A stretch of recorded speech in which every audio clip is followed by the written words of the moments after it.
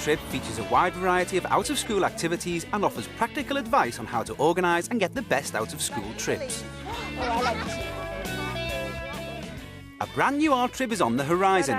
Jill Silson and her class of Year 3 and 4 pupils explore a new sculpture valley set in the heart of Cumbria.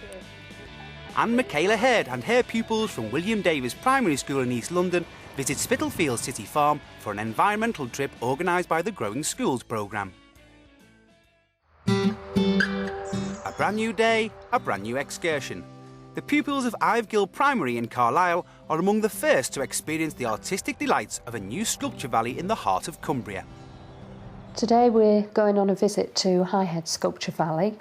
The advantage is that it's somewhere local and it's also a new venture. And the class I'm taking are a mixed Year 3 and 4. Although the Highhead Sculpture Valley is only a mile away, it takes barely 5 minutes, it still involves the hiring of a coach.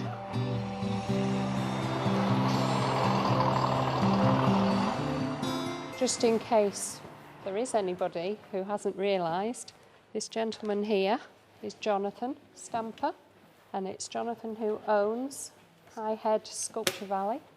We're going to watch him demonstrate later. And down some steps and down by the side of the water. First of all, we're going to have a walk round the actual Sculpture Valley. Seems the weather's being kind to us at the moment. This is a combination of lots of subject areas that we're looking at today, including art, science, geography, and our topic at the moment, which for this half term has been environmental issues. As they walk round the valley, the children will be given the opportunity to have a close look at the sculptures, to feel them, to draw them, to ask Jonathan questions about them. How long does it usually take to make all these sculptures?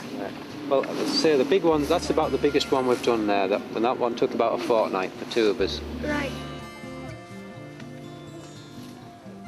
At the moment, just giving them the opportunity to do some sketching. Some of them have opted to do the whole scene. Some of them are obviously focusing on individual sculptures. While we're on the tour, I want the children to have a look at different styles of sculpture, some which are more representational and realistic, and others which are abstract, and for the children to be able to hopefully know the difference between the two. No, this is made by Brian, same person. They're thinking of literacy at the moment, how to describe different materials, so using as many adjectives as they can, so to make it a bit more competitive. I've said, let's see who can get the most.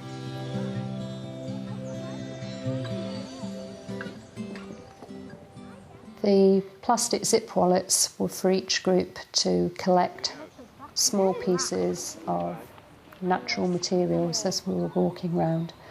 And what I'm hoping the children will do is to collect their own materials, and then when we get back to school, attempt to produce some sort of picture using those materials. Watch your head. I think there are huge benefits from getting the children outside of the classroom, as well as enjoying the fresh air. We'll get the opportunity, providing they're not too noisy, to see some wildlife, to enjoy the squelch of your wellies in the mud. Right, what we're going to do now is to see Jonathan doing some of his carvings in wood. So what I try and do is to get the wood as smooth as possible with these files and rasps.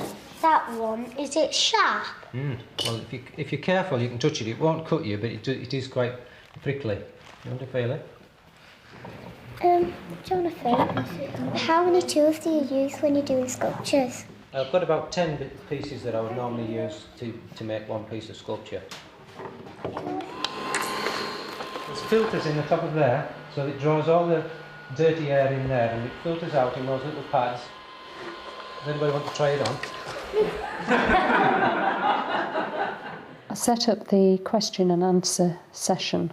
Basically, sometimes the children just forget what they were wanting to know about. So I feel that it's one way of getting them to think before we go about what they would like to find out, and it helps them to be more focused. I'm going to choose, because he's sitting there hoping I wouldn't choose him.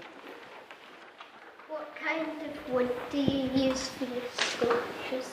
I've got oak, ash, yew, walnut. It's limitless, really. How many bad-behaved customers have you had? Well, everybody's been very good. Ivefield School, I think, is the best. The children have got some free time at the moment to have a further look around the gallery. Jonathan's just mentioned that the sketches they're doing he's quite impressed by, and so what we're hoping is that the children will have time to finish them either in painting, collage, pastels, charcoal, and hopefully bring some of them back for Jonathan to put on display in the gallery. I think today's trip was successful, and the work that they've done out on the visit I'm extremely pleased with. I find it very beneficial to try and do follow-up work with the children as soon after a visit as possible, obviously while it's fresh in their mind. Some children prefer to do the hands-on things with the clay work.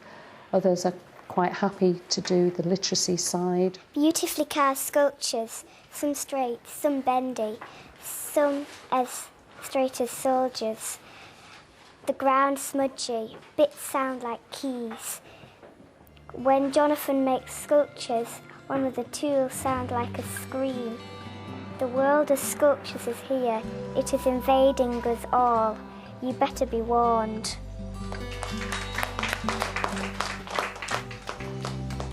When they come back to the classroom, it's the sort of occasion when they will still be talking about it in weeks, even months' time. There are a number of sculpture parks across the UK. Hannah Bashar Sculpture Garden in Ockley, Surrey, provides a place to study sculpture, design and technology, and the history of art.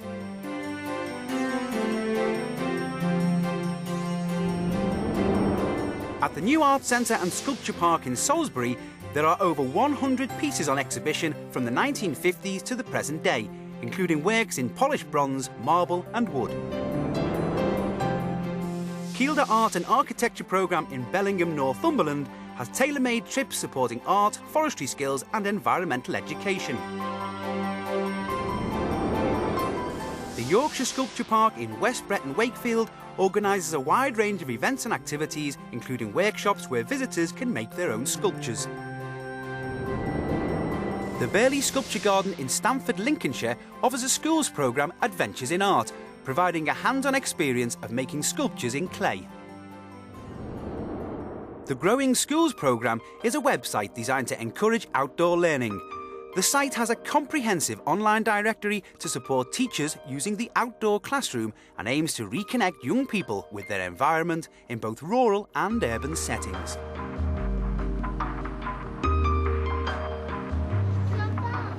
To the farm, that's right. Michaela Haird's pupils are learning about the environment but don't have the benefits of the countryside on their doorstep. By using the site, the school has found a city farm that offers guided tours and an exciting new learning experience. But before meeting the animals and plants, the children must negotiate the busy streets of London.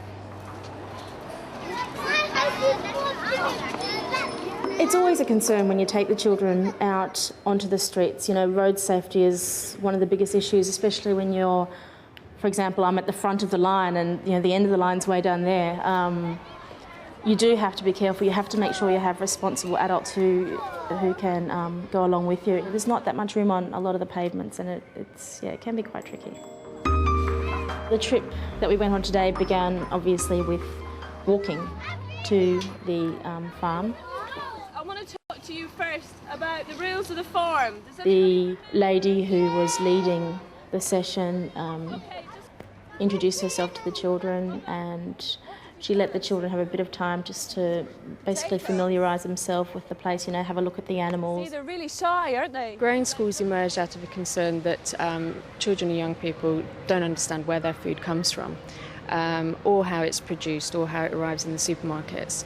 And also there's a general lack of understanding and awareness about healthy living, what constitutes a healthy diet, and where food that children eat in schools comes from.